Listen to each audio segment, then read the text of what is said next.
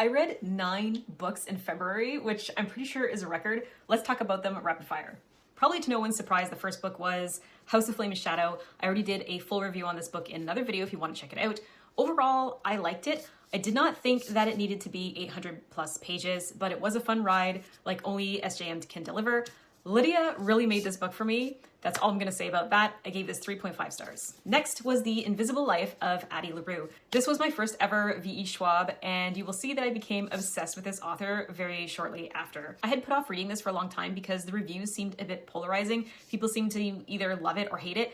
Personally, I loved it. I love the writing style, I love the story, but I think you have to be able to set aside certain expectations when you go into this, i.e. if you're looking for a traditional love story, this ain't that, but it is brilliant. I give it 5 stars. Piranesi by Susanna Clarke. This is a super quick read. I read it on the plane ride home from my vacation and it was an absolute blast. It's one of those books where you read the first sentence and you're immediately confused, but then you slowly figure out what's going on. And for me, the characterization of Piranesi is what really made this book. It's clear from very early on that he's an unreliable narrator, but he has this childlike, innocent quality about him that just makes him so endearing. I couldn't put this book down until it was done. I gave it 4 stars. The Last Tale of the Flower Bride by Roshani Chokshi. This has been on my TBR for a while, and I'm really glad I got to it because it's a really fascinating read. The writing is really beautiful, it's profound. There were lots of passages that I was just staring at after I read them, thinking, wow, that's good.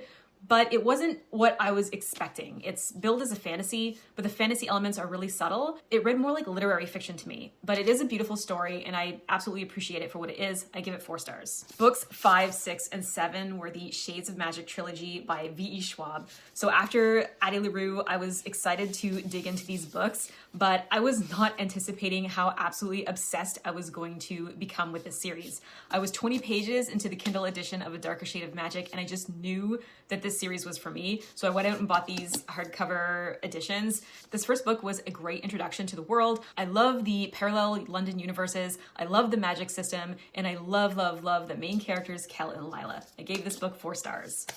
Gathering of Shadows is the second book in this series, and I would say that it was probably my favorite of the 3.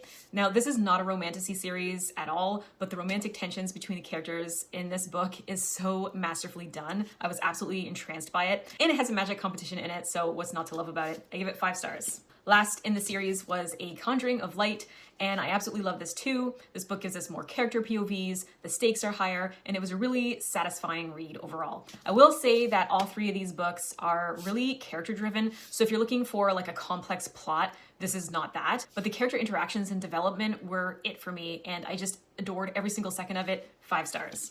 But wait, V.E. Schwab also started a new series based on the same world called The Fragile Threads of Power. This just came out, I think, in September of last year. So of course I had to read this next, and this takes place 7 years after the original trilogy, and it was so fun and exciting to see what my favorite characters were up to. We get introduced to some new characters as well, and there's a new threat to Red London. I will just say that I'm really glad that I read the original trilogy before I read this, because I think I would have been really confused otherwise, and I wouldn't have appreciated it quite as much.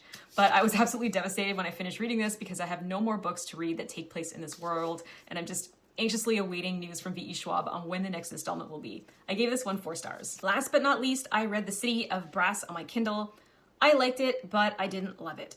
And I don't know if it's because I was going through a Shades of Magic hangover when I picked this up, but the story felt a bit slow to me. The last third of the book was definitely more exciting than the first 2/3 of it, and although I think there was some really good character development and the writing style was great, I just found that the world building and the plot was kind of confusing. So I gave this one 3 stars. I'm not sure if I'm going to continue with the series or not.